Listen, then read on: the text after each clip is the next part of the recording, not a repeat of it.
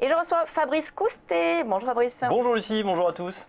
Et on va parler FinTech à nouveau ce matin, de nouvelles startups qui s'intéressent non seulement à la façon de gérer et placer son épargne, mais également comment payer nos achats. Exactement, connaissez-vous le MPOS?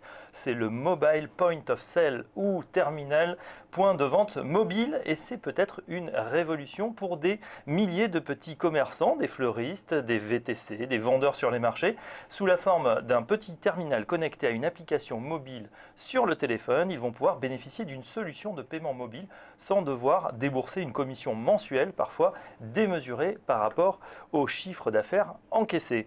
Une révolution donc pour les commerçants, mais aussi pour les acheteurs. Les Français, on le sait, privilégient aujourd'hui le paiement par carte bancaire. Selon un sondage CSA commandé par le ministère des Finances, plus de 7 personnes sur 10, 71% exactement, désignent la carte bancaire comme leur moyen de paiement préféré, loin devant l'argent liquide, 15%, ou le chèque. Fini donc la fameuse phrase « Désolé, je ne prends pas la carte » pour les petits commerçants. Alors en France, nous avons le français donc Smile & Pay qui vient de se lancer sur ce créneau, qui notamment a lancé d'ailleurs une levée de fonds pour accélérer sa croissance.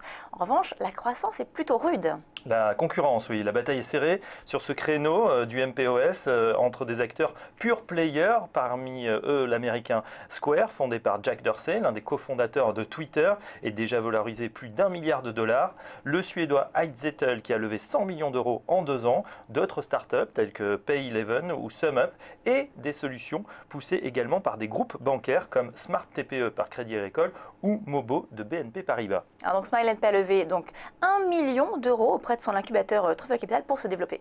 Oui, l'enjeu, c'est de gagner évidemment la guerre commerciale, mais également la guerre de notoriété, car sur ce marché du paiement mobile, l'enjeu, évidemment, c'est d'atteindre la taille critique. Quelques dizaines de milliers de sociétés qui utiliseraient donc le même terminal. Parmi les atouts de la jeune pousse, le fait qu'elle soit française pour conquérir le cœur des commerçants, et également son service de proximité, et bien sûr son environnement. Elle peut compter sur les expériences des 3 autres startups réunies au sein de l'incubateur, lancé en juin 2015 donc par Truffle Capital, Paytop, le spécialiste des paiements en ligne à l'international, WheezyPay qui a développé une plateforme de crédit de cartes cadeaux prépayées 100% digitales, et puis Crédit.fr, une plateforme de financement participatif. Crédit.fr collecte des fonds auprès des particuliers pour accorder des crédits aux professionnels. Attention, la French FinTech s'organise et bouscule chaque jour un peu plus les monopoles bancaires. Merci Fabrice. On revient sur le CAC 40, le marché parisien qui est en hausse ce matin, 4154 points, toujours donc plus 0,71% sur le CAC. Voilà pour cette ouverture après donc une demi-heure de cotation.